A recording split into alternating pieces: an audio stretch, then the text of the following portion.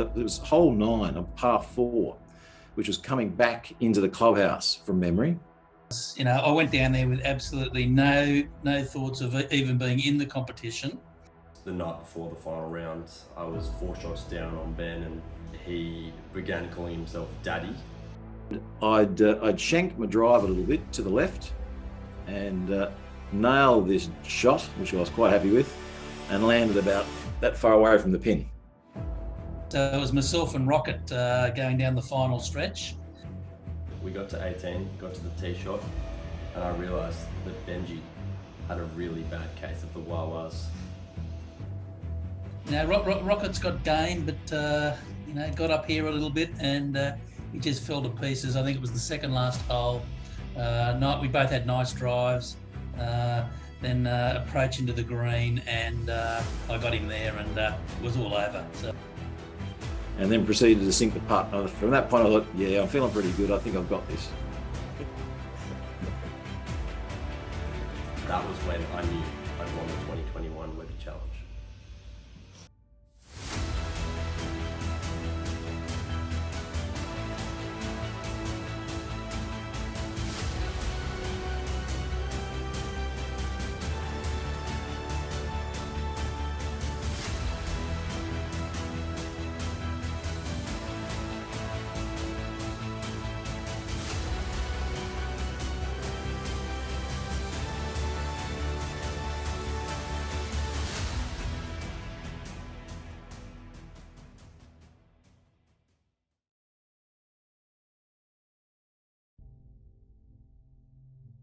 So, Papa, who are you? I am Richard Webb.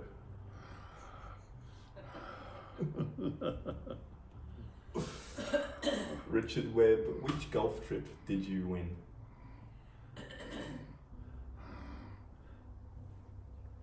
One of my main memories of winning a golf trip is one at Barnbougle. It's a long time ago, and I can remember winning, and it was down to the last 3, but everything I hit was straight. I had a win on coming up the last fairway, coming down the last fairway. I can remember there were some very unhappy people. Who was unhappy? Matthew, of course.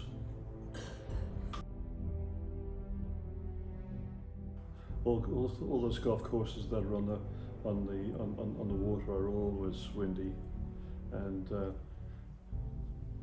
Barnbougle is no exception. So it's just one of the many good courses. There's some very tough holes on Barnbougle, and they've got to be approached with some knowledge, some feeling that you can see a pathway of the ball to where you want it to finish, and kind of just concentrate on that. That's just the golf ball and which direction it's being hit. It'd be very nice to have somebody like Tyler being the debut winner. I wish I had been able to play more of them, but unfortunately the time has got in my way. But every time you guys go out, I'm just so jealous. Enjoy it. It's a lot of fun. And it won't happen too many times, so enjoy it. Yeah! Hey! Woohoo! Give us a smile, man. Beauty!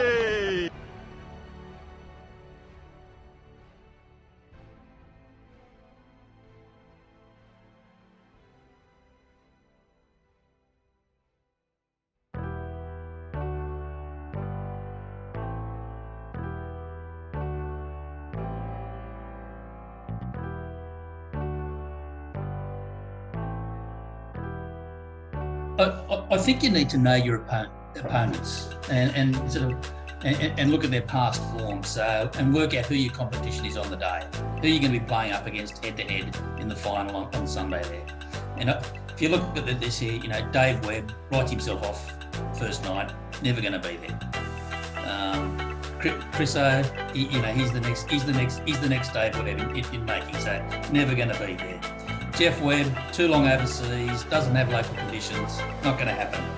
Rocket, bit of a dark horse, can play, sometimes get a bit of first night fever though. His game goes to shit after that. So for me, you really got to know who it is. So it comes down to yourself and Matt.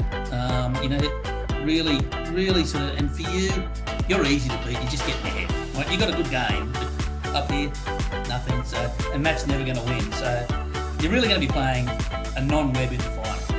So my advice would be, don't pair up with the Webbs, pair up with someone else, and your game will be on. You've got to play hard if you're going to earn it. You've got to play hard to earn the trophy. So you know, there's none of this serious stuff the whole weekend. You've got to mix it up.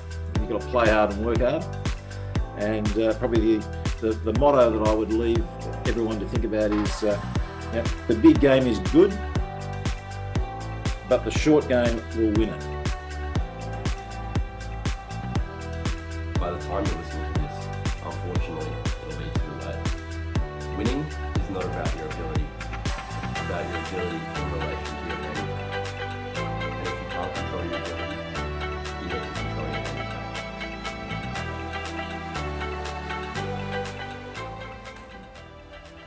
I think the party should go as long as possible, and plenty of beer being drunk.